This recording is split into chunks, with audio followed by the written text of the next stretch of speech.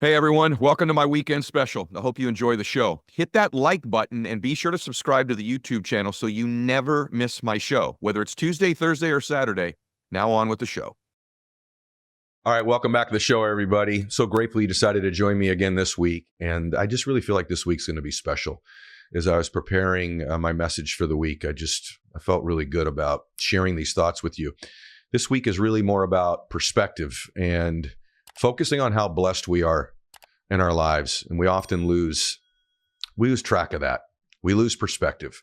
With all the stressors of daily life and all the things that are coming our way at any given time, whether that be what's going on in the world politically or the geopolitics going around the globe or our own financial issues or relationship strife or, uncovering trauma from our lives and emotions and all the stuff that comes, bills to pay and appointments to have, places to get, things to do, stuff you got to have an opinion on, things to worry about.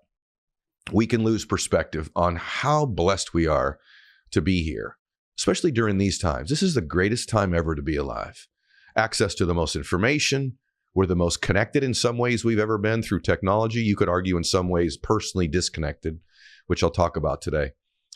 But we're really blessed. You are really blessed. And just for a little while today, let's just talk about you and just give you some perspective on you and your life that maybe you need. Certainly I needed preparing for it today. Just being born in general. I mean, I know you go, all right, I know I won the contest. No. Don't you think about this just for a second, where you come from. You we never do. We never really stop and think about us. Us. Those of you that go to church like I do, you have that occasional time on Sundays when you go. It's once a week or your Bible study to reflect. That's usually just one perspective, which is your relationship with God, which is the most important perspective. Obviously, if you watch my work, you know that. I feel that way. But let's just break it down to you just for a second and how much God really has blessed you. In order to be born, you needed two parents. This is where you come from. Just think this through. How miraculous it is that we got to you, that you exist. You needed two parents. You needed 4 grandparents. That means you had 8 great-grandparents, 16 great-great-grandparents, 32 third great-grandparents, 64 fourth great-grandparents. Think about that for a second. 64 people to you. 128 fifth great-grandparents, 256 sixth great-grandparents, 512 seventh great-grandparents, and 1,024 eighth great-grandparents. Is that amazing? We keep going. 2,048 ninths. Over the past 12 generations, spanning about 400 years, you needed a total of about 4,094 ancestors to come into existence. You are the result of thousands of lives, choices, and sacrifices that came before you. In many of your cases, you come from absolute bravery in your ancestry, tragedy, atrocities that have happened. And you come from that. I know you're very, very proud of maybe where you come from or your ethnicity or maybe your parents or great-grandparents. But have you ever thought about the thousands of lives that had to exist that were shaped to you? And now we're to you. This reminds us of how precious and unique just our existence is. It's a gift shaped by generations of ancestors. I want to challenge you today to just give that some thought. These thousands of people that are yours, that you've never met before, that lived lives before you, that their cell memory passed on to you. The scriptures talk about the sins of the father and the blessings moving through generations. And that no matter what's happened in your family, in this generation, you can change your bloodline forever. You can. In every family I talk about there being the one that changes a family. I want to challenge you with these 4,000 ancestors of yours that's led to today to honor their legacy by living with purpose and gratitude, because someday someone's going to be thousands of people removed from you. I've been having these dreams the last year about my granddaughter. She's not been born in as far as I know, neither one of my kids are even close to having a baby. But I've been having these dreams about her. And I've been thinking about all the things I do every day and how that's going to impact her life. Someday she'll have a granddaughter, I imagine. And just the legacy of what I do every day, what you do every day, and how this thing is much bigger than us. We forget that, don't we? Don't we forget how much bigger this is than us? I know I do from time to time, and what a blessing it is. I was at an event recently, and it was a VIP room, and this mother had won, and she brought her, instead of her husband coming, she brought her son, who was 25 years old. And they all got to ask me a question. And he said, Mr. Mylett, if you could come back in time and talk to the 25-year-old you, now that you're almost 55 years old, I'm 53, what advice would you give you at 25? And I really thought about it for a minute. And I said, I'm going to tell you something very honestly. Number one, I would tell me that I'm as young and as healthy as I'll ever be in my life, more than likely, right now. And that this is the greatest time of my life. I said, young man, I've been able to accumulate hundreds of millions of dollars of net worth, and I've been able to have all the material things in life you would probably ever want, jets and islands and houses, and I've been really blessed for a dude who started out on welfare. That's pretty cool. Alcoholic dad, God's been really good to me. I said, but let me say something to you. I would give you all of that back if I could be 25 years old again. I'd give it all back to you. And I said, by the way, 10 years from now, I will be 63 years old and probably wealthier than I am now. And I would trade every dollar that I'll make between 53 and 63. I promise you, when I get to 63, I'd give all of that money back if I could go back and be 53 years old again. And I'd give you all I got right now to go back and be 25 years old again. And so time is the greatest blessing. Youth is the greatest blessing. No matter what age you are, you're as young and as healthy as you're ever going to be.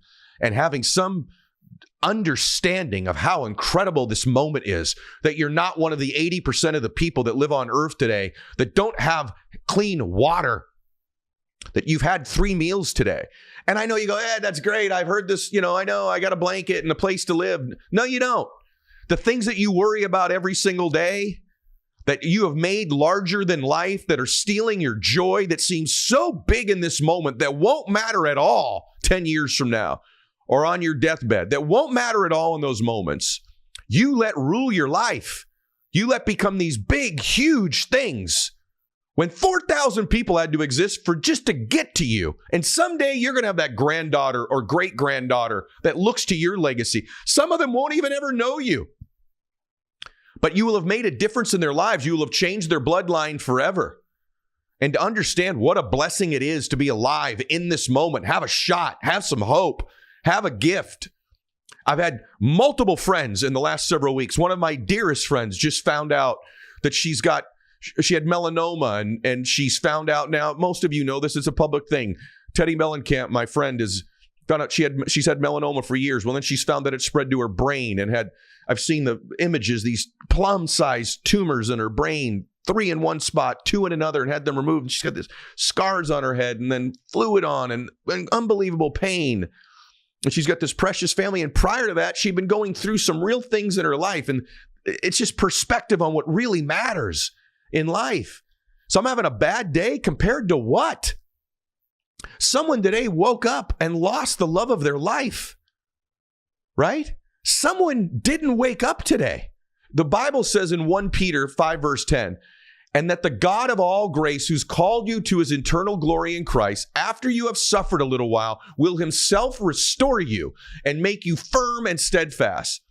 Life can be heavy, but if you'll just wait around long enough, it's not unbearable. Right when it feels unbearable, pain will linger and prayers can be answered in your life. But take heart, suffering is not the end of your story. Here's the truth. You're playing with house money. You can't lose. You can't lose. If you're a person of faith, you know where you're going. You know how the story ends. In the meantime, you're playing with house money. Play your hand. Not everybody gets the same hand, but you got a hand to play. And people with worse hands than you have won. You can't lose. Listen, one thing I know, when this whole game's over, as long as I get to go to heaven someday, I can't lose. He already died for me. The case has been made. I'm just running up the score. And by the way, I know how a lot of you are like, I get these messages, Ed, I'm slipping. It's like a rope. I'm slipping. It's slipping. I feel like I'm slipping. Tie a knot. Tie a knot and hold on for a while. Please.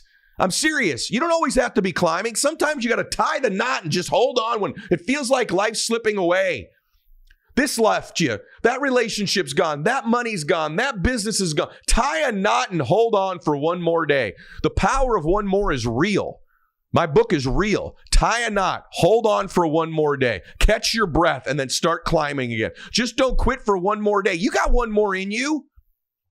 I can promise you, the greatest blessing of your life is one more day. You know, when my dad got cancer, my dad was a man's man. I'll never forget. If you hear my voice, you know, my dad had my voice, had this deep voice. And my dad got cancer and he says, hey, look, I just got to tell you, here's what's happened. And, you know, here's what I'm going to do. I'm going to fight it once.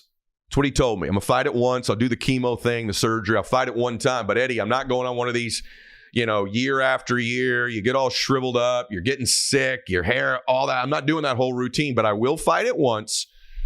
And I remember saying, hey, Dad, that's fair. I actually understand that. I might not either, but I will fight it once, is what my dad said. That's not what happened. He fought it for 8 years. Multiple surgeries, multiple chemos, radiation, proton therapy, experimental chemo. And everything that he said he didn't want to have happen, happened. He did shrivel up. He was vomiting blood. He did go through times where he couldn't breathe and had to have help breathing. He did lose his hair. His skin did change. He did get lesions. And I'd go, Dad, why are you going through this? You literally said you'd only do it once, that you didn't want to go through all this suffering. And he goes, Eddie, I'm not suffering. I'm in pain, but suffering, you choose. I'm not suffering. I got to have dinner with Mom again tonight.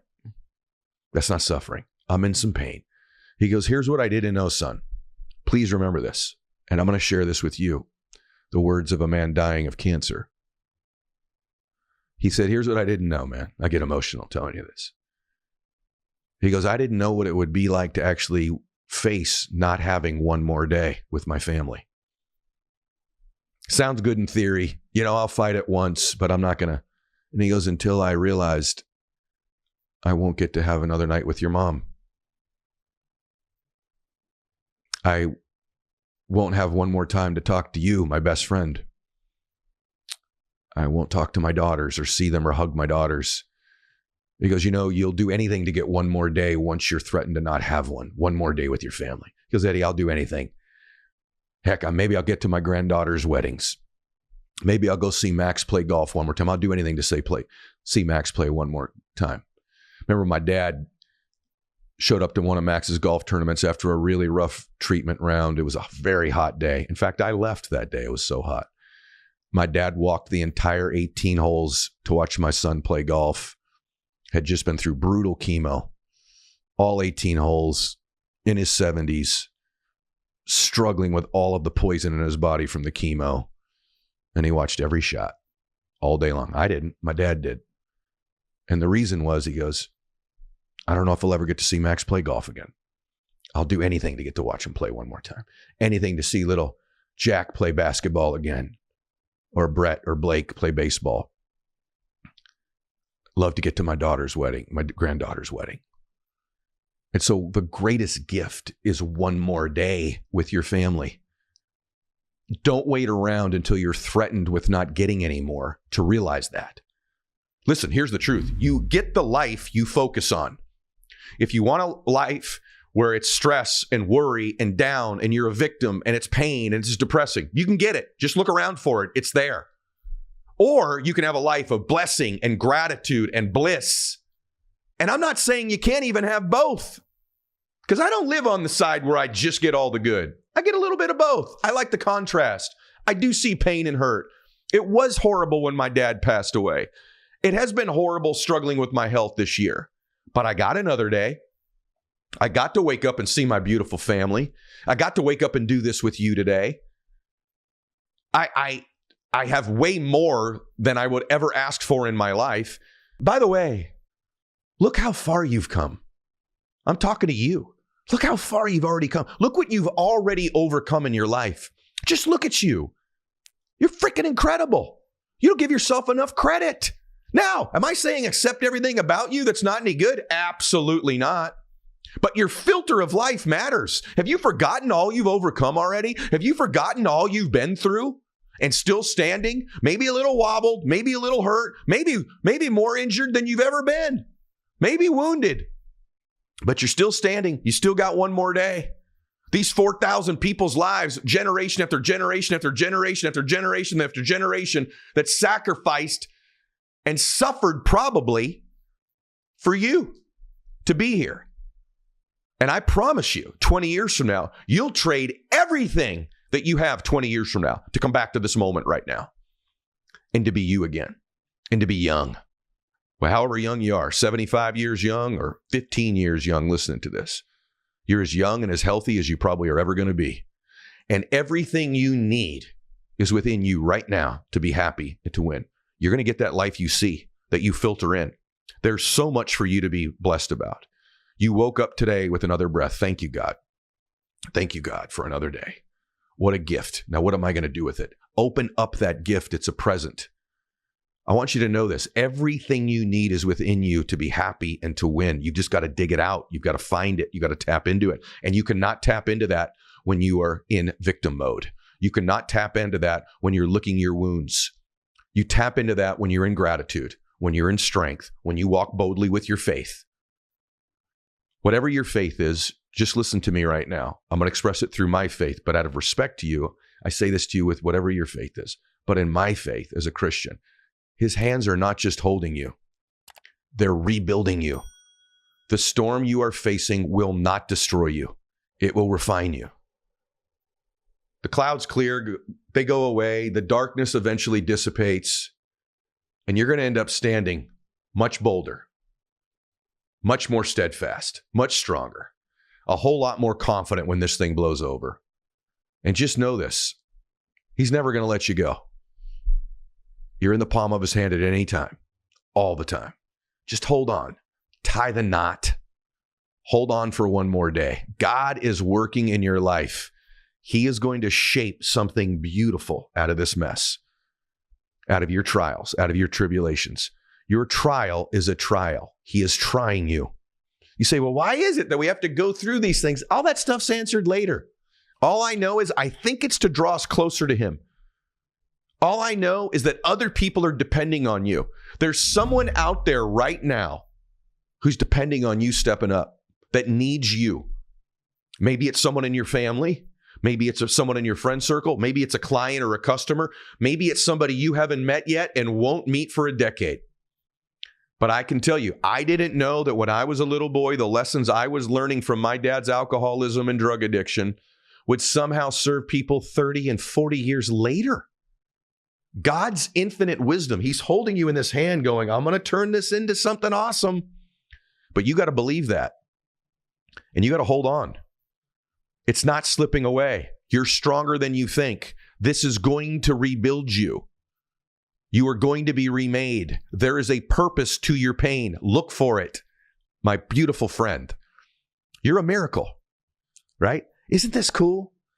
And right now, in a thought, you can change your life. In one decision, you can change your life. Now, a lot of people are quoting me lately on Instagram and evidently in all their memes, but you can go back 30 years ago and you will see me talking about one decision will change your life. You can go back a book 15 years ago. I'm not saying I coined the phrase or I own it, but dadgummit, I've been talking about this for a long time. You're one decision away from changing your life. Remember this, your decisions shape your destiny.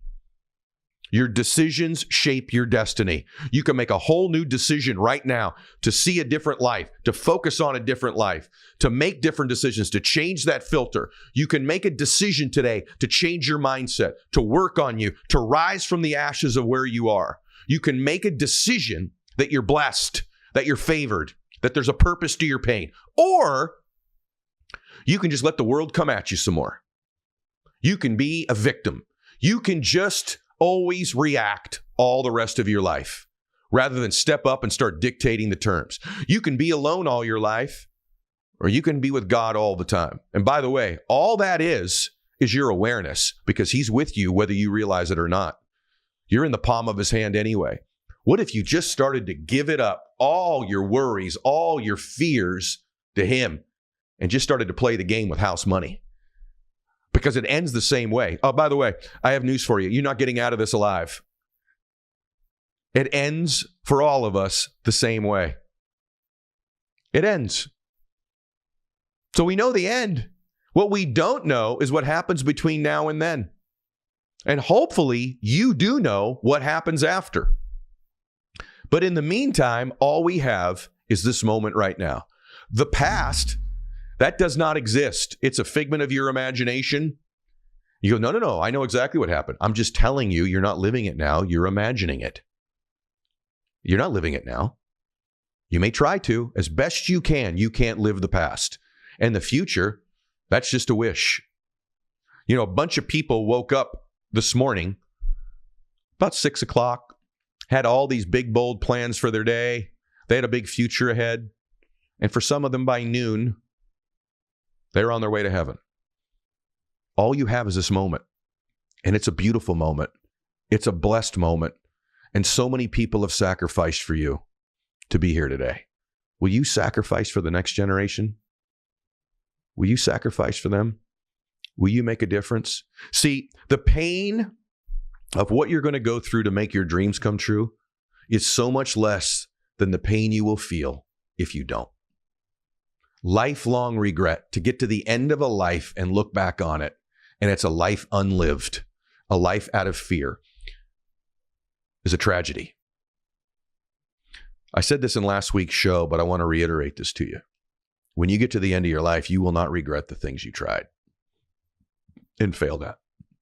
You're going to regret the things that you didn't try. And I don't even think it's that. I think you'll regret that you didn't have more faith, more gratitude, and more belief. At some point in your life, you have to decide that you're going to be your own biggest fan, your own biggest supporter, that you're going to talk to yourself like you would talk to your best friend, that you're going to believe in yourself like you would believe in your children. Because you only have one you. You were born with a responsibility to start with, to take care of one human being. You're the person you were born to take care of. In fact, you really can't care in your full capacity for other people if you don't care for yourself. Do you hear me? You can't transfer to someone that which you are not really experiencing. You really can't. You can transfer a little bit, but you can't give them all of it. Your job's to take care of you. Yes, you. You were given you to take care of, to believe in, to nurture, to grow, to push, to love, to challenge, to celebrate, to laugh with, to comfort. If you don't give that to you, and you only get that through God, you can't really give it to other people in the way that you should. I'm really emotional the last few weeks about the podcast we're doing because of all the messages I get from so many of you. So many of you live with an enemy within you. You've taken the mistakes of your past and you use them as weapons against yourself. You're constantly hitting yourself over the head with this mistake or that setback or this thing. And you keep carrying these bricks with you through your life. It's almost like you want to keep reminding you of your own weaknesses, your own sins, your own mistakes. And the adversary's got you convinced that means you're not going to win. And the truth of the matter is God wants to use these mistakes, these setbacks, these things you're ashamed of, these average, ordinary things, these times you felt invisible in your life. He wants to use those somehow in the service of other people, but he can only do that if you overcome it. But when you get to the other side of it, now there's a story. Now there's a message. Your mess has a message. Your test has a testimony. Maybe you heard that before. Why don't you live it? You were born to do something great with your life. Do not end this thing by not finding out who the heck you are, what the heck you're capable of. Today is a blessing. You are a blessing. And next week, I'm going to come back. I'm going to be heavy tactics and strategies for you on, literally how to build that. But for this week, will you please step back and have some perspective on how blessed you are, how far you've come, how much you've overcome? And that ought to give you some idea of where you're going. You may not be able to see it. You might know exactly what it's going to look like or what it's going to feel like, but he's rebuilding you. This storm is not going to destroy you. In fact, eventually at one point, the wind's going to be at your back, and you better be in full speed when it happens. Because once that wind's at your back and you start knocking down barriers and you start overcoming things and you start getting momentum again in your life, I promise you, it's going to change other people's lives because you went through what you're going through right now. And when you get to that end of your life, there was this great study recently that said the top 5 regrets of the dying is the whole reason I did today's show. Let me tell you what they are. Big survey that they just did. Number 1 regret of the dying. They said, I wish I would have stayed in touch more with my friends. I said maybe 500 times on the show that people matter and things don't, but we get so caught up in the pursuit of things, so busy in our lives. But I can tell you the biggest regrets of the dying, one of the 5, is they wish they would have stayed in touch more with their friends. Number 2 thing they regret, in no order, I wish I would have expressed how I really felt more often. So many people go through their entire lives and don't express how they really feel, the love they feel for somebody, how they're really feeling inside about themselves, how they feel about the people that they work with. They feel like they're going to see them forever, so they don't need to express that.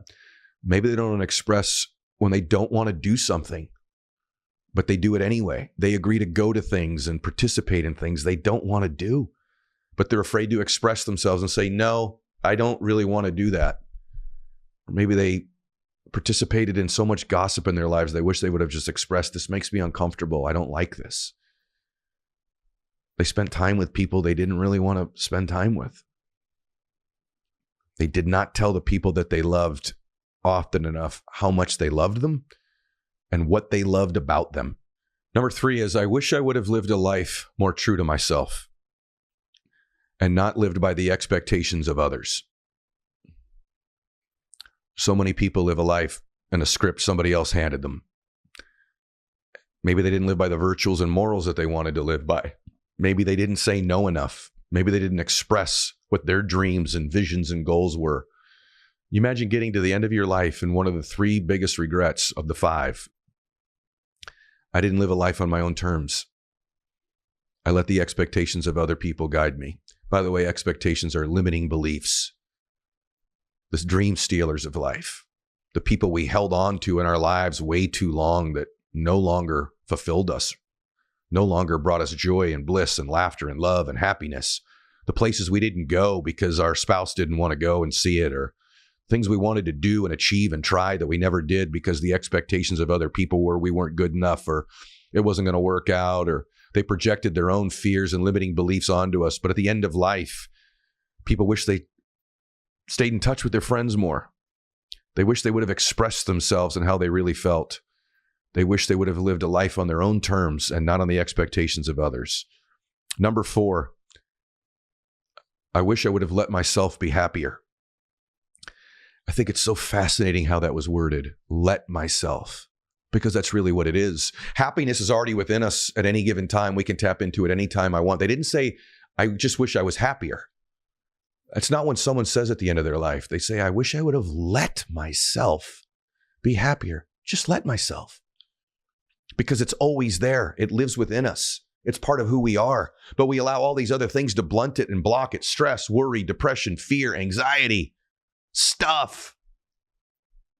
Instead of just letting happiness be in our lives. At the end of your life, when you've got very few hours left, days left, don't regret that you didn't stay in contact with your friends more. People matter, things don't. Don't ever get out of this life without expressing how you really feel. Your beliefs, what you stand for, who you love, why you love them. Live a life on your own terms and not the expectations of others. Go for your dreams. Make something great happen. Let yourself experience happiness. It's your birthright. And number 5, I wish I wouldn't have worked so much.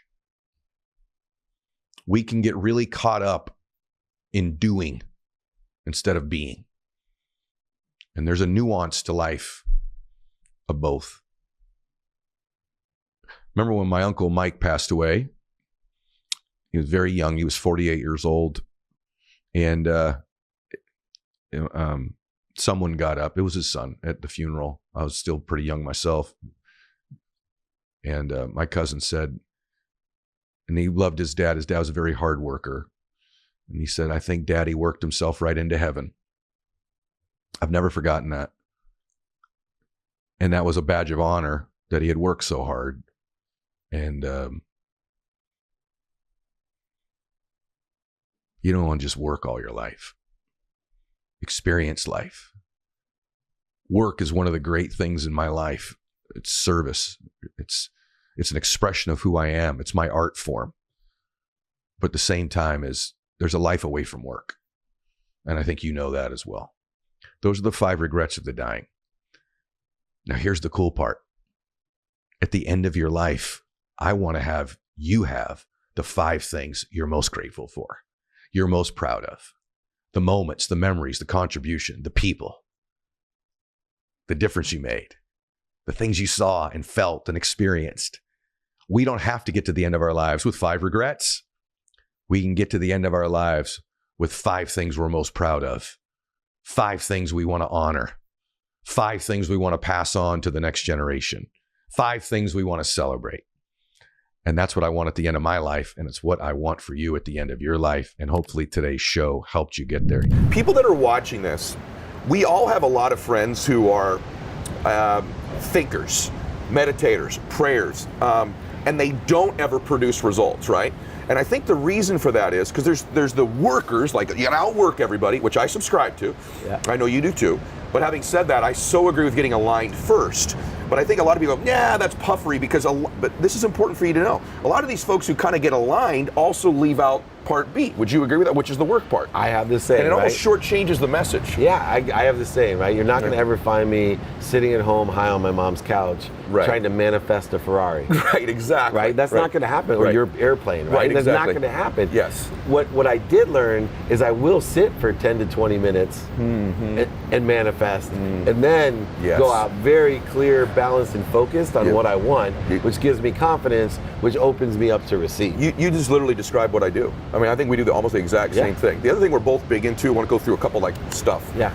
We're both big into gratitude and the power of gratitude and how it can impact the rest of your life. Can you speak to that a little bit about how gratitude plays into your whole life? It is the cornerstone of my life. Me too. It gives me perspective. Yep. And I try to give gratitude to everything and everyone. And when I tell you, like, I'm the guy who stops, and it's not about having money or not. I stop and give people who need it what they need out of gratitude. It could be time. It could be a compliment. It could out be your attention. Though. Right. Yeah. And I open a door out of gratitude. And I look at everything I have, and I'm constantly fighting myself to make sure when things don't seem as if I should be grateful, it freaks people out. Yeah. But like these 2 words, when someone's attacking you, realize that the mathematics of the universe, if someone's attacking you, if all you hold is gratitude, they can't attack you anymore. You can't allow them to take your joy. They can. The energy, an attack has to have attacking energy. It'll dissipate when you have gratitude. Wow. If someone attacks you and you say thank you, I really appreciate that. It takes all the energy out of the attack. So true. I had a good friend that was having difficulty with another friend, and I ended up being on his podcast because the entrepreneur wanted me to do it. Okay. And he started attacking me. On the show? No, called me right after. Wow. Personal attack to him. Disrespectful. You know, the ego. Need to be offended. And all I could say was, you know what? I did not even think about that. Thank you. Thank you for teaching me how to be a better friend. And he's, I'm sure our relationship being that we're so close and it did hurt your feelings will definitely survive this. Wow. But the old Dave Meltzer, we're going right back at him. Or preach at him. Or, and then I would have created this and lost a friend. Wow. It's like almost energetic judo or Tai Chi. No, it is. Go away. Thank you. That's wonderful, Thank man. you. I need to hear that, by the way. That's one for me, because I'm a big gratitude guy, but not to that extent. Yeah, That's a place I can learn it. You know, I think sometimes that's good for me. I bet it's good for a lot of you that are listening to this too. It's funny because I inspire and teach a lot of kids. Yeah. And so if you go against gratitude, forgiveness, accountability, or effective communication, I use the Lombardi. It's in my system because I learned that way, kind of Lombardi football coach. Yes. And so now I'm trying to figure out, how do you take a grateful approach for someone not learning gratitude? Right. Thank you so much for not listening to me about thank you. It's not quite working yet. But the principle applies, and you're absolutely right, because there's what I always do when I hear a theory, this is what I do when you should be listening to this podcast, everybody. I hear a theory, and I put it through different situations that are real world, and does it apply? What you just said applies. There's not going to be a scenario where it doesn't apply. That's how powerful it is. It is powerful. It's super powerful. I'm curious, talk about kids, and I read a little bit about you. You do a lot of work with kids. You alluded to that. And also in kind of nonprofit charitable work you do too. What do you do? What is the organization you're involved with that helps with kids? Yeah, so I'm the chairman of the Unstoppable Foundation. That's what it is, Unstoppable. Which Cynthia Kersey founded 10 years ago on her 50th birthday. Okay. And took money instead of gifts to help kids in Africa and Kenya. Okay. So not only kids, but communities with water, education, financial literacy, medical care. Okay. And it's evolved. 75,000 people have been impacted. And so now these girls who never would have been educated, mostly girls that never would have been educated, are graduating college. That's wonderful. So I turned 50 a month and a half ago. Happy birthday, belated. And I'm doing 50 birthday parties. I saw this. And for the 50, I'm going to raise over $1 million. Notice no limitation. Yeah. Over $1 million as fast as I can Okay. in these 50 parties to build an empowerment and leadership center to take all these people we impacted and teach them how to empower others. Wow, that's So wonderful. it scales. That is scaling. One thing people ask me, because I do, Warren Moon is my business partner. We have Crescent Moon Foundation. We've given hundreds of scholarships to kids to go to college, which is still important to me here in America. Sure. Our high schools, they'll ask me, Dave, there's a lot to do in America. Why are you doing this in Africa? Yeah. Watching what's going on in the world, that if we can stabilize some of these other places, it only benefits all here. of us. That's wonderful work, brother. That's So it's wonderful. really fun. Now, what I want you all to know about him that's really interesting, because you're going to learn this lesson in your business too. These principles, remember, this is a guy who attracts to him some of the top athletes in the world that he represents, right? And other agents, we talk about, let's negotiate the shoe contract, right? Let's get the percentage done. Let's get you guaranteed this. And I know that's part of what you do. But he takes this very unique approach, right? And the approach is almost, you begin to talk to the athletes about their giving first and what they could do with their giving and their time. Speak to that for a second, which makes you so unique. This is what I want you to hear. So unique in the space you're in, because the sports world can be very cutthroat. The dollar now, short term, short term, short term. You run a model that's different than that, and a message. And again, I apply it through anything. These same principles apply if you own a dry cleaners, if you own a gym, if you have you run a life insurance business, whatever the heck your business is, this principle he's about to share with you would distinguish you, make you happier, and probably grow your business as a byproduct. It's not the reason to do it, but it would, as a byproduct, would grow your business. So talk about that. And to give credit, I learned it from Lee Steinberg. Okay. He was a Berkeley guy. Okay. From Jerry Lee. Maguire, Okay. co-produced with Cameron Right. Crowe, the Right. famous. Right. And he taught me, I said, why do you require every one of our athletes to have a foundation? He said, for two reasons. One, I know it's right.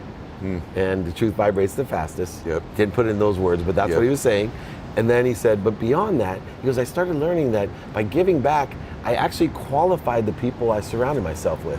If an athlete wasn't willing to give back, I was only going to have problems later on. And so throughout my whole career, since I've been working with Lee, whether it's athletes, companies, media, or even interviews, I only do people that work with people that will give back. Every project I have has to have a charitable component or cause to it. Every single one, or we won't take it. I love and it just has really increased a collective belief or a vibration for our entire community, not just our business. Don't you think it's important? I heard you talk about this, and we both said this separate of each other, but the reason there's also power to that, by the way, it's wonderful seeds you're sowing, right?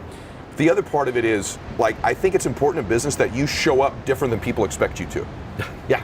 I've seen you talk about that. I talk about that all the time too. Like in my case, if I'm got some big arms and I got tattoos on there and I show up as this guy that's talking about loving people and blissful dissatisfaction and making a difference, with wait a minute, I thought you were going to talk about smashing people in the face, Yeah. I think that's been an advantage of mine, that maybe I'm not as I appear, right? Yeah. And is that true also? Would you give that advice to somebody in business or even just in life? Absolutely. Yeah. You have to take advantage. And I even take charity. And my motto is make a lot of money, help a lot of people, and have a lot of fun. And a lot of people ask me, well, why do you say make a lot of money, Dave? You're this philanthropist. Right. I mean, pissed. Right. But I do pimp out a lot of athletes and celebrities for money. Right. So I call myself a philanthropist. But why do you do that? I said, because literally, if you don't have, you can't give. That's right. I say that about forgiveness. Yep. If you don't forgive yourself, who can you ever forgive? That's right, baby. And so I say to everyone, make money for yourself first. You'll figure out where to put it. Yep. My mom was a great catalyst. Siblings did extremely well. Sure. But my mom has to still be supported by her kids today, and it takes away from her own pride. There you go. Of course. Right? And because she never cared about making money herself. Yes. And I really believe it's really important, if you have the skills and knowledge and desire, that you should make as much money as you can. Yes. And take care of everyone around you. I believe that so much. And the point is, too, is that what Dave's sharing with you is you can't transfer to somebody that which you're not experiencing yourself. You can't give me love if you don't feel it. You can't give me gratitude. You can't give me energy. You can't give me confidence. You can't give me money. You can't give me these things if you're not experiencing them yourself. So I'm curious, you did sort of get into this sort of, you said that was the hardest time of your life was middle school and high school, at least the beginning of high school. Did you kind of go into a little bit of a depression, sort of down on yourself? And then if you did, how'd you get out of it? Yeah, so middle school, high school, I was at an all-time low for me, and my big question was why? I realized I was different, and I realized, some of the negativity of kids staring at me. I was just like, why? There's billions of people. Why do I have to be on this earth with no legs and one arm? These kids don't know what I'm going through. Why? And I was pissed off, the universe, God, whatever it may be. I was just pissed off that I was in this situation. And when I got into high school, I realized, that I was in the slump, and I realized that confidence is a skill. It's not just something that you wake up with. And that's what I thought. When I thought in middle school and high school, I was like, well, I guess I'm just not born with confidence. I thought you either had it or you didn't. But to show people that's a skill and you gradually work on it. So I needed to work on myself. And I'm lucky that I realized that the only person that's going to make a drastic change in your life, physically, mentally, emotionally, spiritually, like you were talking about, is you. You have to take control of yourself. And I realized, I was like, man, like one choice. You have one choice. I can either look at all the negative I have in my life and focus on that, which won't propel me. It will dig me to a hole. Or I can focus on all the good and all I'm capable of doing, and that will elevate me. So when I was freshman year, it was funny. My best friend, we're still best friends to this day, and all my wrestler best friends are we're still best friends. Yeah. But he was a bowler. And in my high school, I was like, man, if I could be part of a team, just like a group, something, a support system, I'll feel better about myself. I'll be labeled as, an athlete, if it's a bowler, whatever it may be. Right. I'm an athlete, Nick's an athlete. So that fired me up. So I remember our varsity team was super good, and our JV bowling team was undefeated until I joined the team. and I joined the JV team, and I remember, I totally remember they didn't even have the correct jersey for me. I had an older jersey, so it's me, and people are like, how's this kid gonna bowl? And I was just throwing a ball down the lane, and I realized that I wanted much more. That it wasn't challenging me enough, and I wanted something more physical. And so I got into my sophomore year, and all my best friends. So that best friend wrestled his younger years in Matt Ratz when he was younger. And so sophomore year, they all were on the wrestling team. They all were all stud wrestlers for my high school. My older brother was a wrestler for that same high school, but I never got to go to high school with him. So the coaches knew me. They knew your family. And so I was like, man, I thought wrestlers were the coolest thing, the hardest physical sport, physically and mentally, I want to be a wrestler. So at the time, this arm was about 5 inches longer than it is now. And my bone was growing faster than my skin. So it was like your finger, but super pointy. So I couldn't really touch it on things. It was super sensitive. And painful too, right? Yes, painful. So I used to tuck it because if I would have hit my arm hard enough, my bone would have came through. Jeez. That's how but that's how light it is. Yep. And so I made that decision to myself. I said, if I could become a wrestler, if I could be with my friends, just get after it in the room, it would make me feel so much better about myself and just lift me up. And so I came home one day and I said, Mom and Dad, I want to be a wrestler. And I remember I waited for my dad to be home. Yeah. And my parents supported me in everything and anything throughout my life. As long as you're happy, we want you to do it. But this was a little bit different. I said, Mom and Dad, I want to be a wrestler. My mom was like, oh my God, Nick, wrestling's the most physical sport. If you're out there, you hit your arm. And I was I was a 17, 18-year-old kid. I looked at him and I said, can we cut it off? Oh my gosh, bro. And they were like, what? And I'm like, can we take care of this? It's not helping. And, it took me a couple hours, but I persuaded my parents to schedule an amputation. So we found the best doctor, and they basically lasered 5 inches of my arm off and did a skin graft. So they pulled extra skin and pulled it over my bone so I'd have, padding. And I always tell people, the only little mountain, the only little challenge that I saw that was stopping me from wrestling was the fact that my arm hurt. It wasn't the fact that I was born with no legs on my Isn't that arm, because amazing? I knew that my hard work and dedication, if I worked harder than the able body, it would make up for my lack of limbs. If I put the work in, work my butt off, that this wouldn't matter, it wouldn't matter. So I made that decision, and so my sophomore year, I always say I was the happiest kid to cut his arm off. Like, I was just Come on, bro. Yeah, so we amputated my arm my sophomore year, and remember, I love food. We're Italian, and Yeah. I missed Halloween that year because I was in a cast. I had 17 stitches in my arm, and I remember going back to school, and I was so happy. Like I said, happiest kid to just cut his arm off, and people are like, dude, what did you just do? Yeah. And I'm like, oh, I amputated my arm. I'm gonna be a wrestler, and it was the same cycle. It was people, dude, you can't wrestle. Right. It was, dude, how are you going to be a wrestler? You have no legs and one arm. Like, dude, let's be real. Right. The outside noise, the naysayers, Yeah. the haters. And I said, you're right. I'm not going to become a wrestler. I'm going to become a varsity wrestler. And I think from the earliest of ages, from, my parents telling me what the doctors told me and all this, I always carried a little bit of chip on my shoulder to show people what I'm truly capable of doing. Bro, can we just stop for a second here? We can stop. You to go wrestle. So there's all these. By the way, a lot of you are parents or you're a young athlete watching this. You go, man, I'm wrestling. Man, it's so hard to cut weight, or I got to go to the gym, or man, I got to miss my party on the weekend to go to practice. This guy cut his arm off to go wrestle, right? And by the way, that's going into it knowing I don't actually have every other thing going for me to go dominate in this sport. It's actually after bowling, which, by the way, I would love to see you bowl. That just, to me, is like the coolest visual in the world. But the fact that you go for bowling just to belong to a team, you're like, you know what, screw it, I'm going to a next standard, a next level, I want to go wrestle. Then to have your parents kind of still back it, though, man, and to go to that extreme, like, what are you willing to do to chase your dream? This guy's willing to cut his arm off. Right? Part of it. I mean, what are you willing to do to chase your dream? What's the sacrifice you're willing to make? And how does it compare to that? Right? And with no guarantee he makes a team. And then to up the ante, go, you're right, I'm not going to wrestle. I'm going to varsity wrestle. I don't know this, by the way. Did that actually happen? So my junior year, I remember getting in the room and I said to my buddies, because most of my buddies, they're all my buddies now, and I was like, beat me up.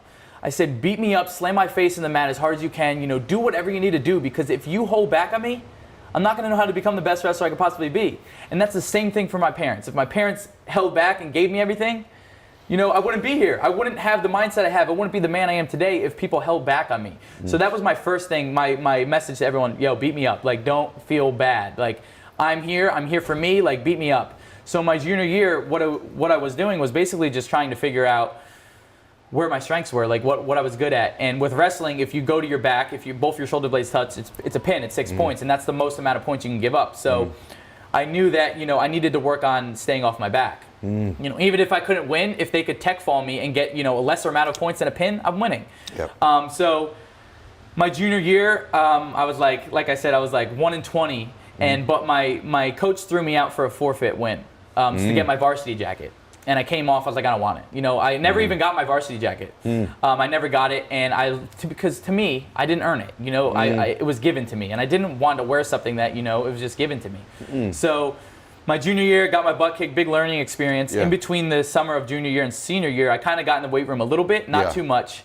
But my senior year, I came out as Central Regional's 106-pound varsity wrestler from my high school. Come on, dude. Come on. And, like I said, we talk about moments of confirmation, moments of reassurance. It was just like, this is what you're, regardless of, how I got to 106-pound varsity wrestler, it was, I stuck through the journey and I made it. Bro. So at that point, I'm still trying to find my why.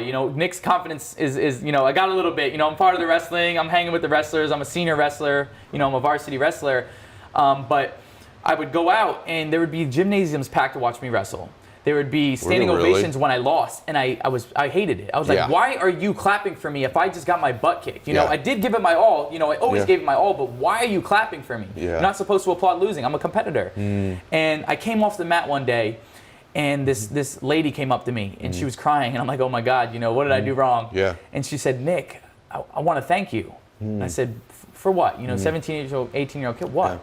And she said, my son or daughter never wanted to do a sport. My son or daughter never wanted to do an extracurricular activity. They want to try all these things. They saw you on the mat, and they're like, oh my God, I want to try this, Mom. I want to try that.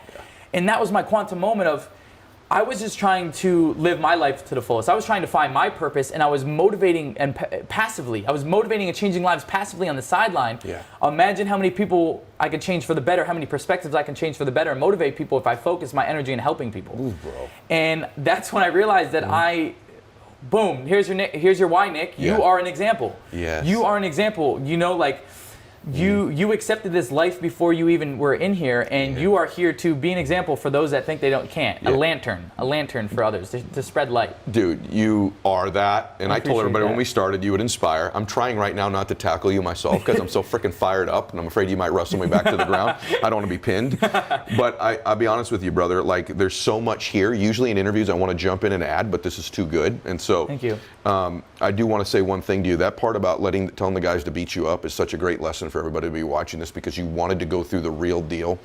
And I'm thinking about all the things that people use as an excuse to stop.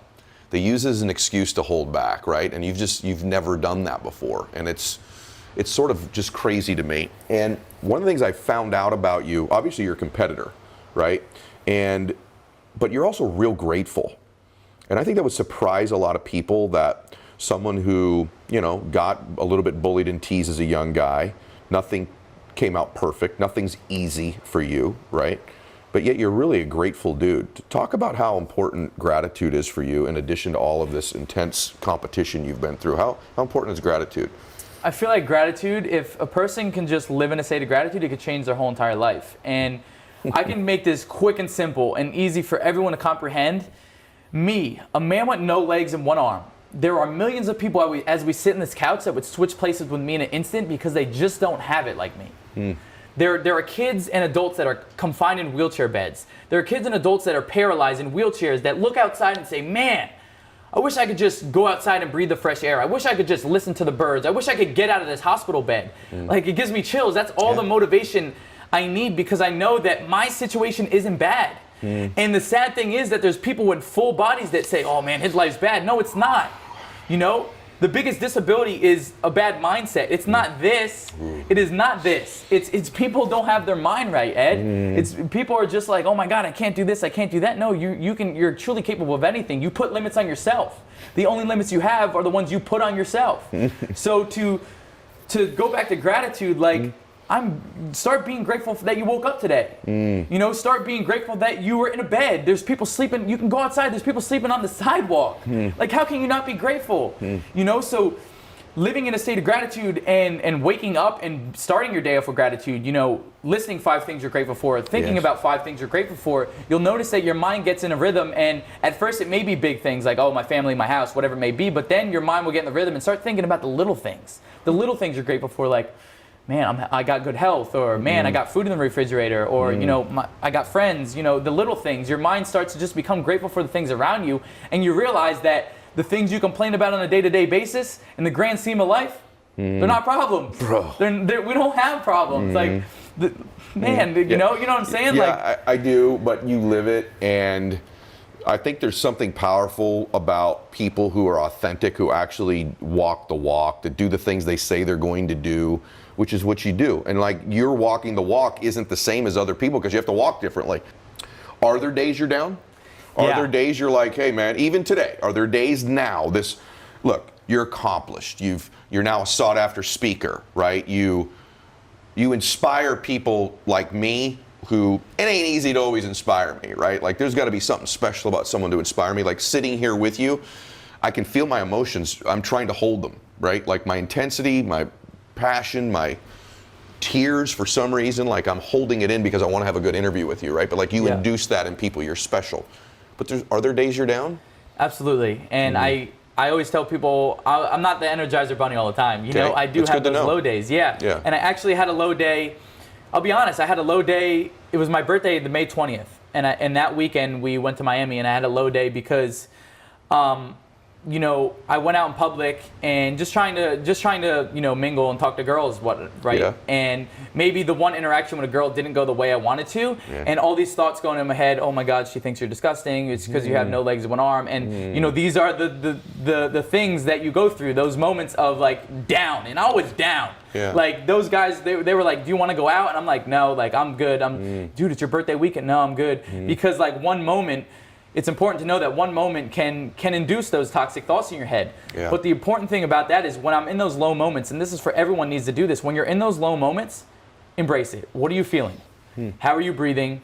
How do you feel? And realize that this is not a state I want to be in. So embrace that low time and be like, oh my God, I feel like poop. You know, I don't feel good. This is my low state. You know, these are all the things that I don't want to go through and the thoughts that I don't want to think about. And that's the thing, you know, embrace that time, embrace that state and realize that, oh my God, I don't want to feel like this, and then get out of it. And the way to get out of it is start thinking positive affirmations, you know, start thinking about, because your mind can only think about one thought. So if you're thinking about something negative, you know, change that thought. So I start to think to myself, I am beautiful, I am confident, I am an athlete. If that girl doesn't want to talk to me, that it's an organic filter, and that's the type of people that I don't want to be around. Nick, it was helping you. She's not the girl you want to be around. She's looking at you for this. Right. You know, so that's one of the things that helped me so much, because I'm not gonna lie, girls is still a tough part for me, you know?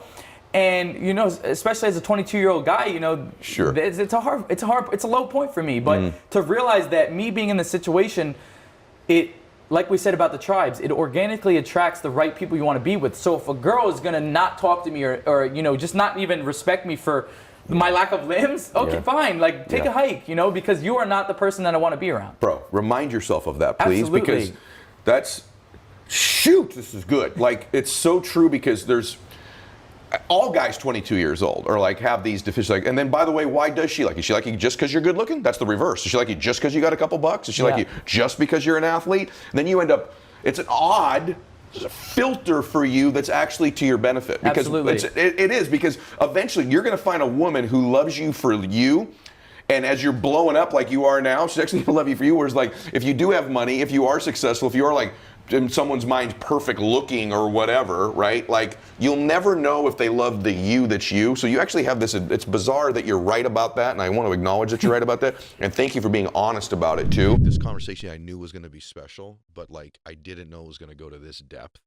And you know, he is working for the MLB Network. He's great on there. I've watched him on there for, you know, quite a while now. But now you're starting to do this thing about thinking like a pro. You're taking these things, and you said this thing, like it took me back. You said it to Jim, and I like replayed it, and then I sent it to my son, and then I sent it to my daughter, and it's this good. So I want you to share it with my audience about the gaps. And it was so good that I've sent it to some of the athletes I work with too.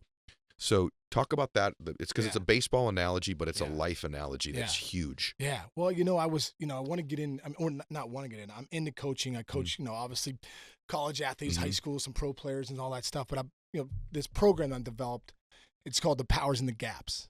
And I just wanted to relate it to baseball, because when you think of baseball, and Ed, you know as well as I do, you want to be one of the best players in the game, you play in the gaps. That's right. You play in the gaps. You got to shoot the gaps to be one of the best power hitters. You got to hit the ball out in the gaps to be one of the best in the game at the end of the day, right? Your center fielders, your right fielder, they got to fly into the gaps to make a play, right? And so I look at that like, hey, the power's in the gaps in life too. That's what I love about baseball. It mirrors life. Like, baseball's not easy. Hey, life's not easy too. It wasn't meant to be. Baseball wasn't meant to be either. Life's not meant to be easy. Like, none of us are exonerated from the uncertainty, the hard work, right? And the struggles of life and the struggles of baseball, right? At the end of the day. So the power's in the gaps. And I thought about, what is it, man? So the G of the gaps is that gratitude, man. Are we showing up every day? Are we connecting to what this is all about? Are we connecting to the gratitude of, like, when you wake up in the morning, are you saying, hey, thank you? Oh man, I say this to my kids all the time. If they listen, they're probably gonna listen to this podcast and they're like, oh, here goes Dad jumping off his. Every morning I say to my kids, like, my two daughters are still home, Carly and Julian at home, but my sons are in college, and I still tell them, and I say, hey man, the chances of you being here of a human being are 1 in 400 trillion, right? And you know that too. You win the life lottery every day. Like, right. And so, like, and I think of generational gratitude, right? I think of this, like, so your parents had to meet, then your grandparents had to meet, and then if I go back to my Irish heritage in County Cork, Ireland, the potato famine came, some more cases had decided to have kids, and if you go back to generations, it's like, it's so ridiculous. Like a 10th generation grandparent, 4,000 of those people had to get together for Ed Mylett to be here. It's crazy, right? It's incredible. Yeah. So however awesome you think you are and awesome thing you think you are, yeah, you are. Yeah. And I want to tell people that. I want to be like, dude, you're a walking lottery ticket, bro. Why don't you start living like it? Right? Why don't you start living like it? And that's that gratitude, right? Like, oh yeah, I got up, boom, I hit the thing. Yeah. Hey, thank you. Yeah. For the life force of that my heart's gonna pump today 100,000 times. I have no idea how that's happening.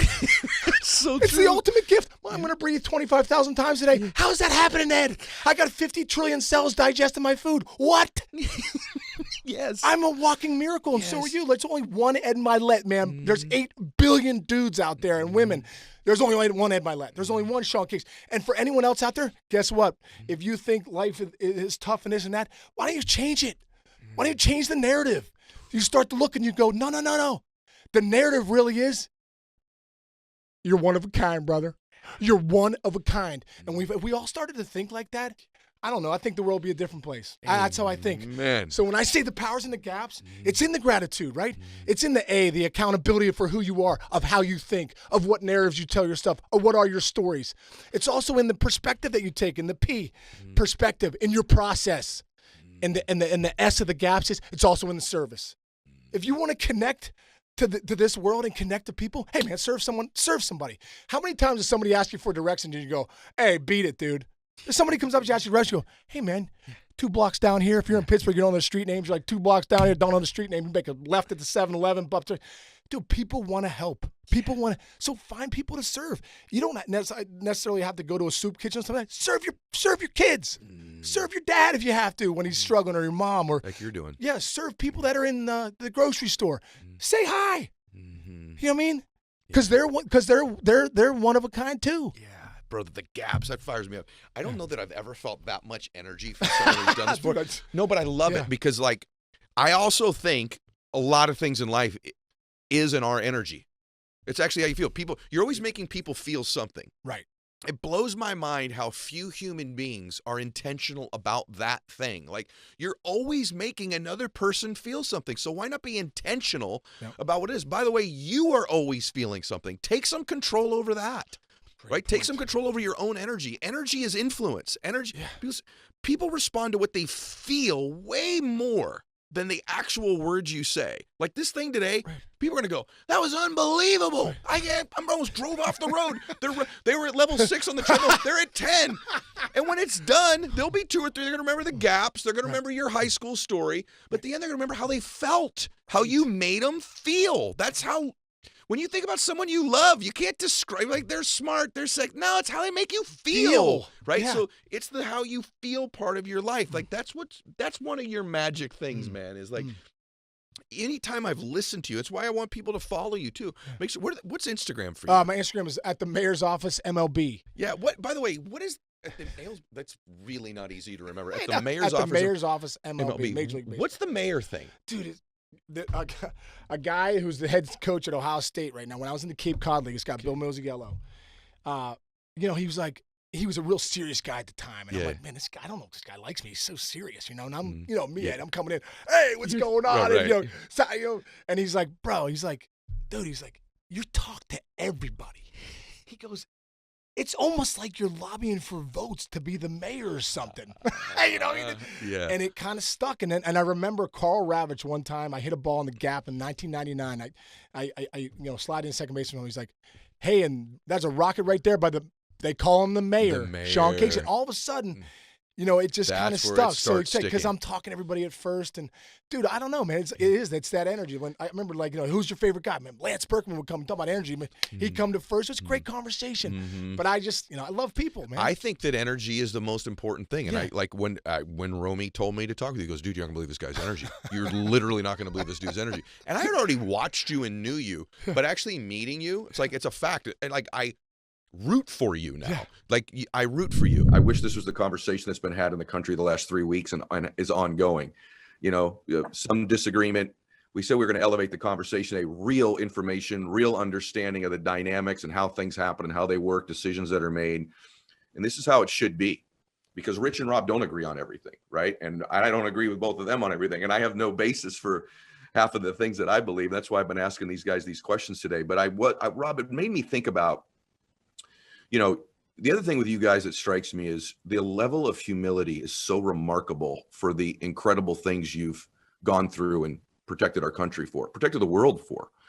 And Rob, just for a minute, you've been on the show, we've covered it before, and I won't have to go through the whole story, but I just think this stuff just sounds like a video game to even someone like me, right? These are just like, it's literally a video game. But then there's the real world men and women that are on the ground protecting the world, protecting the country.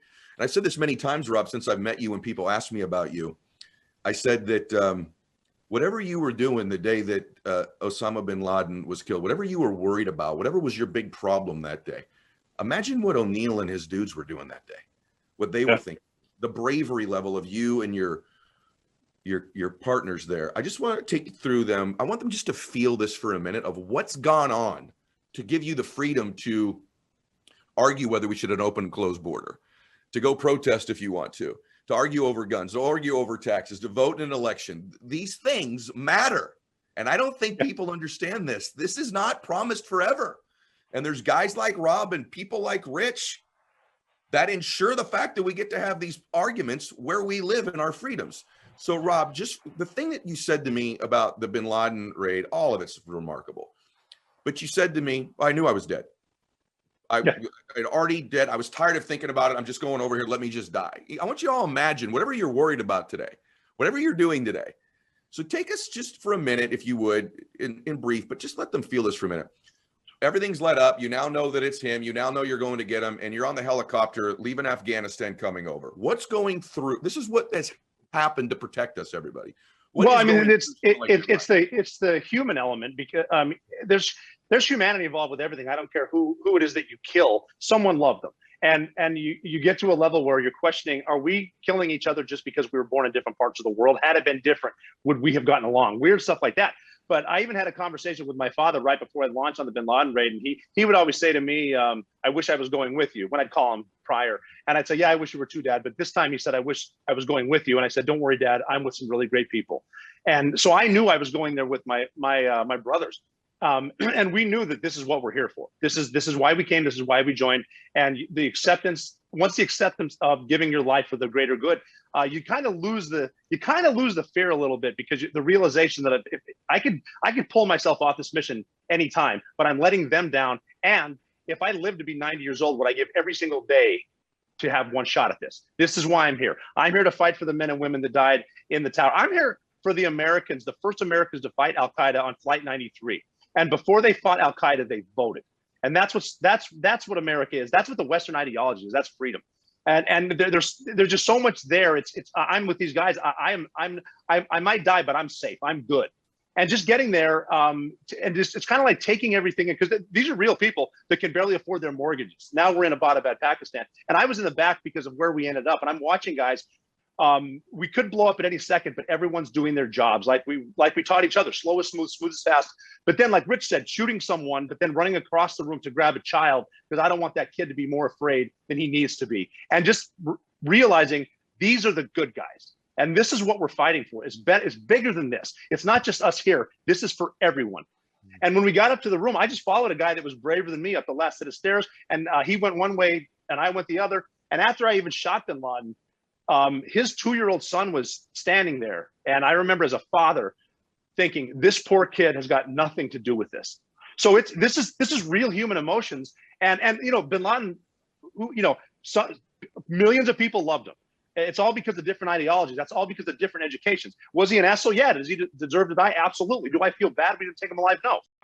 But this is what this is it. And these are the good guys. But then when you get away from it too, this is a really big world, but it's a really small world.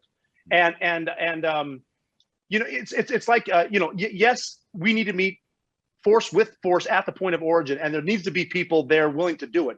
But you know, there seems to me to be a bigger picture than that. And we mentioned people that have never been there and play the video games. Whenever I see someone walking down the street with I like to kick doors and shoot fuckers in the face, my reaction is, no, you don't, because you've never fucking done it. Yeah, and you probably wouldn't be able to. It's funny. Let me just add one thing because it's interesting. And it was a conversation I had with another friend of a mutual friend of ours. Obviously, I won't give his name, but I remember he and I were at one point we came back and we were a little upset because we came back to a nation after, you know, I don't know what tour it was.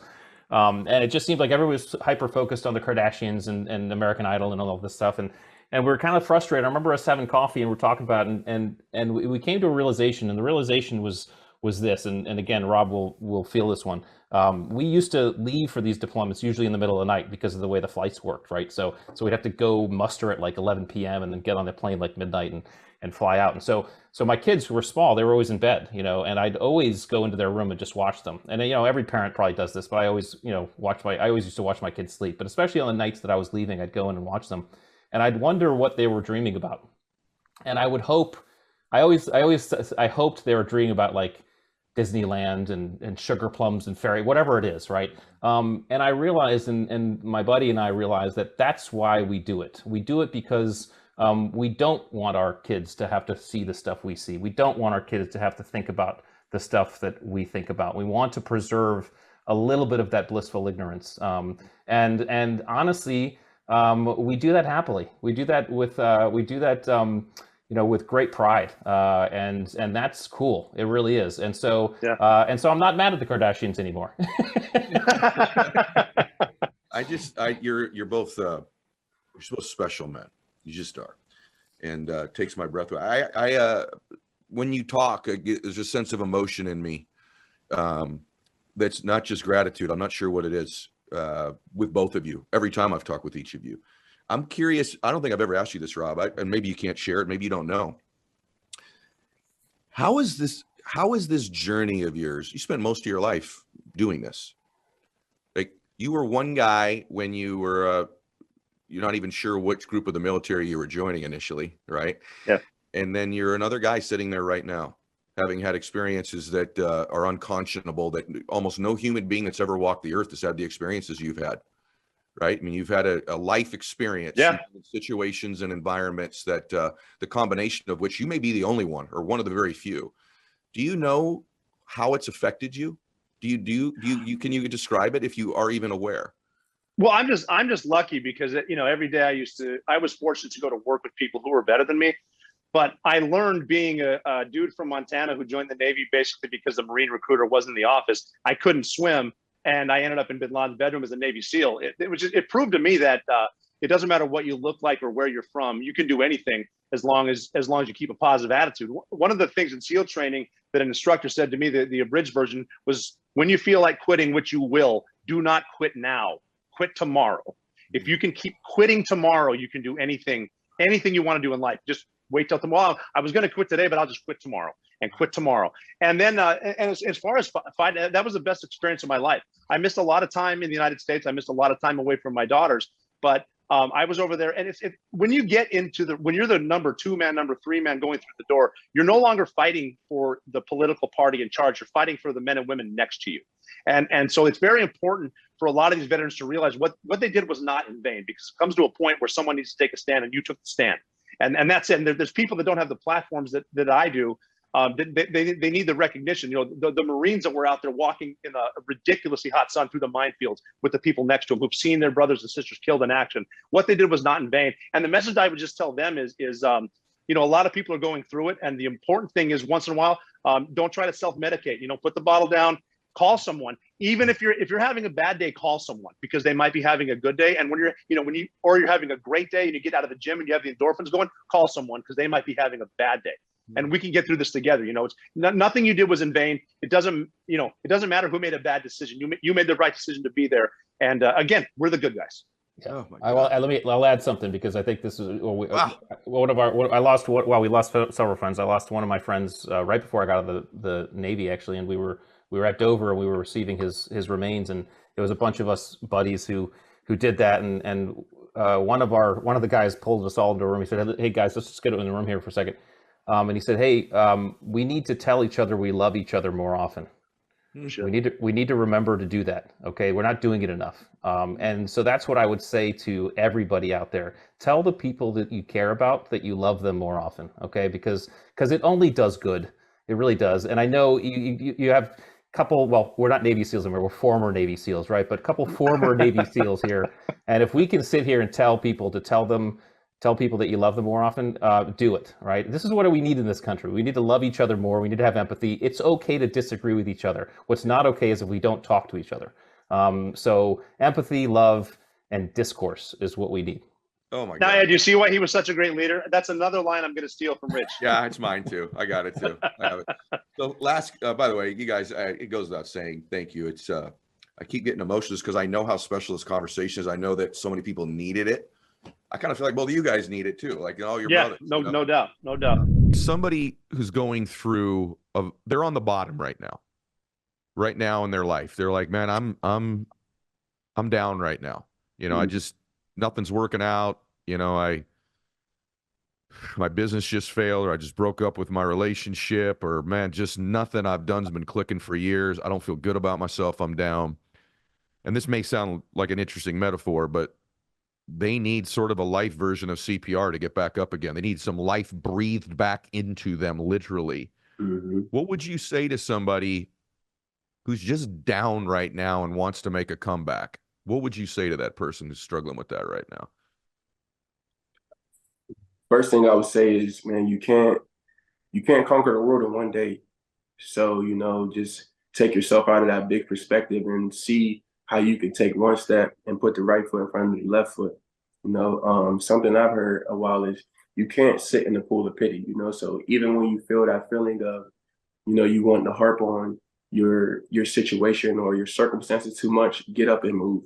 Like literally, get up and move, so you can get yourself out of the feeling before you get sunk too deep into it. That's the first way I would say, just, to deal with the emotions that come off of your situation. Don't allow yourself to sit in it, get up and move, and don't think you can. Just know that you can't conquer the world in one day. So wherever it is you want to be, you got to take it step by step, one day at a time. I knew that I had to take it step by step, one day at a time. I couldn't worry about, trying to suit up and play in the playoffs again, or I would have drove myself crazy. Literally, I would have drove myself insane. I had to know that it's going to be a journey. And even through this season that I just went through, people deal with ACLs and don't come back in the time period that I did, or any other injuries that don't come back in the time period that I did. So I know it's going to be a journey. Even when some people return off of ACLs, they're not their same selves. That first season that they're back, they need time. They need steps. They got to put the right foot in front of the left, and they got to walk the journey. They got to go through the ugly phases, I feel like I just went through an ugly phase this whole season, you know what I mean? But I'm super proud of myself, so go through the ugly phases. Don't be afraid of it. Embrace it. That's the biggest part of it all. Focus on taking one foot in front of the right, go through the ugly phases, and just continue to try to get better one day at a time, one step at a time, and write down what you feel is necessary to accomplish what you want to get done, and then follow it. Make no negotiations with yourself whenever you set the plan out. Like if you say you're going to do certain things at certain times or with certain people, make sure you do them. You know what I mean? Hold yourself to a different standard and accountability so that you can get out of your situation. You can't get out of a situation doing the same things that put you into the situation. So, that's like insanity, doing the same things and expecting different results. And I'm kind of preaching that message to, a lot of my personal friends in my life, who are, they complain about certain things or they bring certain things to my attention. And then, they keep doing the same things. I'm at the point where it's like, if you're going to keep dealing with the same certain type of things, don't even tell me, because don't sit up here and just waste all my time when you okay with accepting the same things that got you where you are. If you want to get yourself to a different situation, you got to do different things to get different results. Yeah. That's my small perspective on it. That's so good. Brother, I'm just sitting here going, you got to be kidding me. This is so good. You know what you are? You're a great perspective giver. Just who you are. I got to tell you, today was a particularly not great morning for me. And I was talking to my daughter, and I said, she goes, "How you doing today, Daddy?" I said, I'm not having a great morning, Bella. I'm not having a good day. And then we hung up, and I was kind of just I've been so excited about this interview for so long. It's kind of like re-preparing a little bit. And then I literally said to myself, everybody hear this for whatever you're going through. I said, really? You're not having a great day compared to what? The day Damar had on January 2nd, 2023, in that moment, that's a bad day compared to me. I'm at a couple meetings not go the right way, right? Mm-hmm. And this man was in front of millions of people, literally fighting for his life. Does it give you a perspective, brother? Like when you're having what was used to be a bad day, you're like, well, not compared to what, right? Do you ever have that thought? Does it give you perspective on that? Man, every day. Every day, to be honest, there's no day where I can, allow myself to get too low anymore because, I have the appreciation of life, so no matter what's going on in life, just to still be here is a blessing because we all know some people who are not. Mm-hmm. And we all wish that we could have some people still with us. So no matter my situation, I'm able to allow myself to appreciate something. It's hard to appreciate everything, especially when, for the people that are listening, especially when, you're going through situations where your emotions are rising and, you're feeling whatever you're feeling the most. But I'm always able to bring myself to appreciate at least one thing, no matter what it is, no matter if it's the ability to still play football, because that could have been taken away from me. No matter if it's, just appreciating family, my little brother, my mom, my dad, no matter if it's just, appreciating a deep breath, man, or appreciating wherever I am in the world, if I'm in California, if I'm at home, if I'm anywhere in the world, I always bring myself to find at least one thing that I can appreciate. And it shapes your perspective differently. It really does. Wow.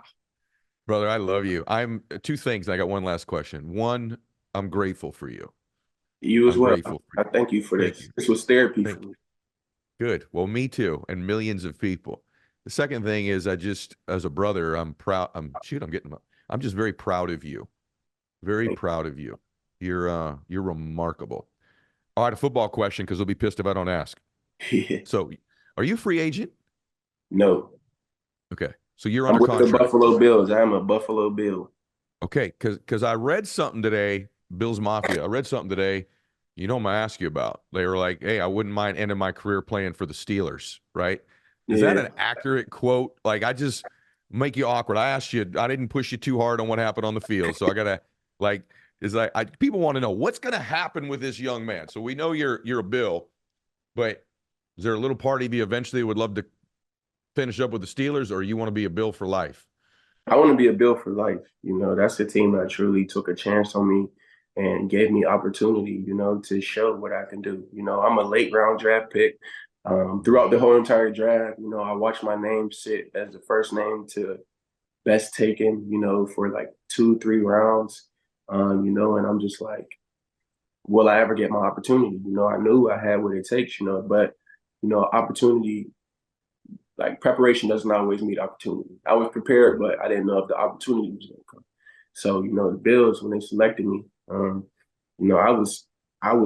felt so blessed, and I didn't know anything about Buffalo. I didn't know anything about Bills Mafia at the time, but, it didn't take long for me for them to show me exactly who they were. And, for me personally, and then doing my research as well, just seeing how they treated their players, how they treat other players on other teams, like donated $80,000 to other people's team, like to other teams' foundations. Like it was just unbelievable of like the support that Bills Mafia has for the players of the Buffalo Bills. So first and foremost, I want to clear all air. I want to be a Buffalo Bill for life because that's the team that took a chance on me. When I answered that question, I answered it from the perspective of, a childhood perspective, a kid that, grew up his entire life. Like I told you, man, I had the dream for a long time.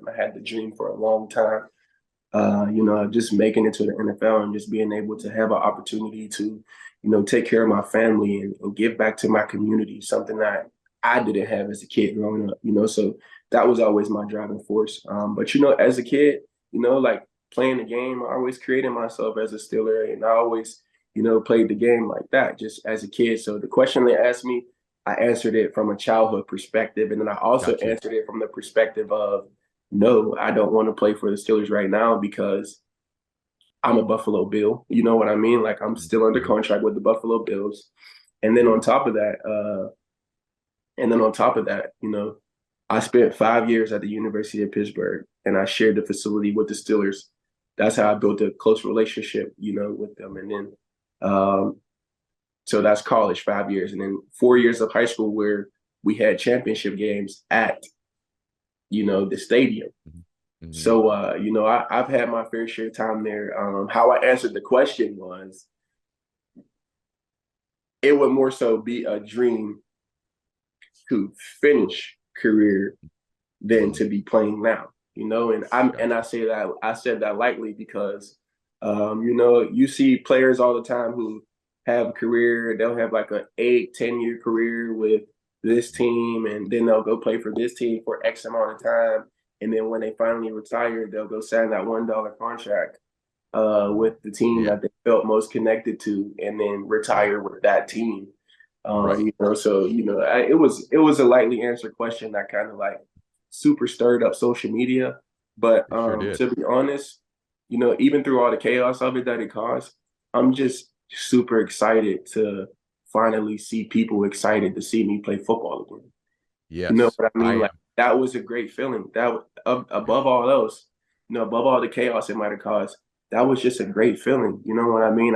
I dealt with so much, you know, controversy and, you know, like just craziness all year long. Just if I needed to play, if I needed to be playing, if I was just all of a sudden just this trash player, if I just was never good at football and I'm only famous for one thing and this and that, you know, so I went through a whole year of that, you know, and, you know, just chirping, you know, I don't allow none of that to enter my inner matrix, but, you know, it was super exciting to see people, you know, excited to see me play football again. So, like, you know, it turned me up a little bit, man. It made me go harder in the gym. It made me go harder in the gym those days because, you know, I'm excited for them to see what I got in the tank too. What is a singular transformative thought that somebody could think that would change that? Because I know you discuss it in the book, and so I really want to drill down on that. What is one thought, one thing that we could think, like, I'm stuck, how do I get out? Yeah, you have to evaluate the meaning you take from things. So it's not the events of your life. First off, what's thinking?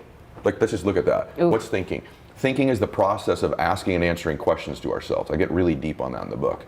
So thoughts are created by questions.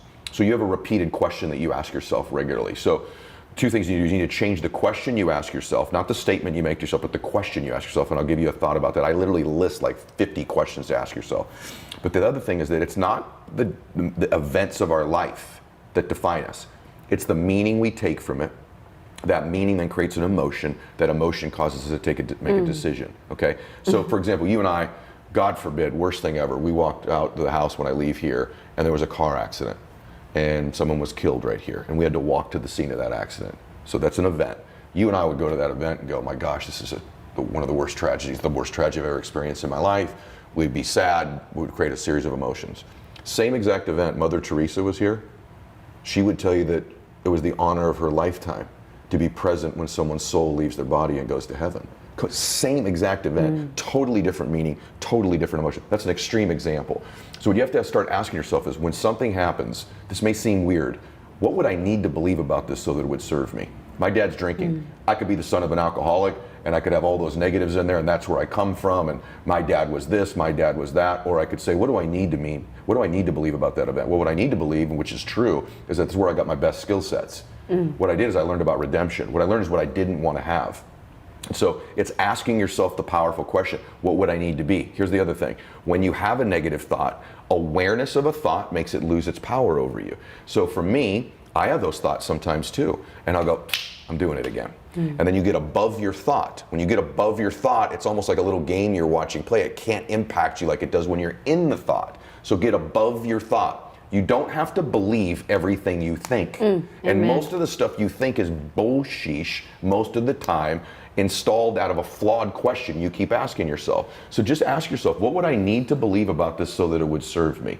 And then sometimes you can ask yourself, what would so-and-so do in this situation? Use one of your models. How would Jasmine handle this situation? I do that often. How would one of my mentors handle this situation? So it's ask a better question. You'll get a better answer. You'll take away a better meaning. I love this. So again, let's get super granular. Yep. What is a common question that you see people asking and be like, there's a better question? What is the common question? What is the better question? Yeah, one of the common questions is, what do I need to worry about right now? Well, we all have a question going on in our mind all the time. So like when you wake up in the morning, there's a question you've asked yourself upon waking that creates an emotion for you. For many people, before they even leave to bed, what do I need to worry about today? Ooh. And by the way, here's another one. Here's a big one, even though we don't say it that way. Like, what am I afraid of right now? My dad, till he died, when I would get off the phone with him, go, hey, be careful. I don't even know what it meant. You ever have a parent say that to you? Hey, be careful. I'm like, I'm 46 years old. Like, be careful. Do you even know? He didn't even know he was saying it, right? But what does that notate when you say that to a child all of their life? Be careful. What should I be afraid of? And I want to be a good boy, and I want to behave, so all of these little things that happen. There's these really quiet questions you're asking yourself all the time. For me, I learned one thing about me. Of all these tools I have, it was like about 5 years ago. I was like, you know what's interesting, man? I create chaos in my life. Like I stir things up, even when they're going good. And I used to tell people, I function so well in chaos. Because I do. And I'm really familiar with it. But the reason I create chaos is I grew up in it. Right? So no matter what's going on in my life, I find a way to get my chaos. I'm going to find a way to get my chaos. We all in the book, I talk about emotions. We all have like the 5 or 6 emotions we get on a weekly basis, regardless of the circumstances. So if those emotions are fear, worry, anxiety, lack, depression, anger, down, whatever they might be, you find a way to get them, don't you? You find a way to get these emotions, no matter what the conditions are. Maybe a day or two you don't, but over a week you're like, I got my anxiety, I got my fear, I got my worry, I got my lack. Or you could say the emotions I want are joy, ecstasy, passion, right? For me, I got all the ones I want, but there was this lingering one, which was chaos. And how do I get rid of it? It's really hard, it still comes up. But what I do is I go, I'm doing it again. I'm doing the chaos thing. I'm doing it, you dummy. I'm doing it, and I get above the thought. It almost becomes like watching a little carnival ride down here that I'm doing. I'm like, you dumbass, what are you doing again? Chaos again. What would I need to believe about this so it wasn't chaotic? And I've trained myself to do it. To believe about this. What do I need to believe about it? What's the meaning I got to take? Chaotic. Yeah, and I'm like I've got happiness and joy and ecstasy and passion and all that other stuff. But there's this one dude. I used to have fear and worry and anxiety. You know, I probably still have a little of the worry thing where I'm like, what am I worried about right now? You ever drive in your car, you're doing something, you're like, I don't even know what I'm worried about right now. Yes. You ever have that happen? I sometimes think my mind maps to, what do I need to worry about right now? That's exactly what it's doing, Jasmine. It's literally looking for something to worry about. It is your RAS, and it is your map. It is a pattern. The perfect word for it is map. So it's being aware of it when it happens and then beginning to be intentional and replacing it with the other thing. It's exactly what's happening. Ooh. And it's me too. Human beings have this. And here's the other thing. It's never gone if that software was installed in you when you were a child. And by the way, you could say, no, my parents were the most loving, unbelievable people in the world. It's just, my dad meant to protect me by going, hey, be careful, be careful. What a weird thing to go out into the world thinking about. I better be careful, I better be careful, I better be careful. That's not a way to live your life. Right. Underneath that is fear. And let me say one last thing. I say in the book, emotions aren't negative or positive. Right. They just are. It's the dosage. Like if I never had fear, fear makes you focus. Right. Fear was given to us in the caveman days, so like T-Rex didn't eat us, right? So like fear's healthy in doses. But to live in it, it's concerning. Anxiety's not that bad for me, a little bit of it, because it makes me prepare. Right. If you had no anxiety about this conversation, perhaps you wouldn't have prepared. So it's the dosage of it. Just realize that. Don't beat yourself up when you have them. It's to the extent that you get it. Ooh. Yeah. Okay. I can see that, like right now, I mean, people could have stopped listening at like 5 minutes in Well, it's 'cause and you're got a good dose of Ed Mylett. Thank you.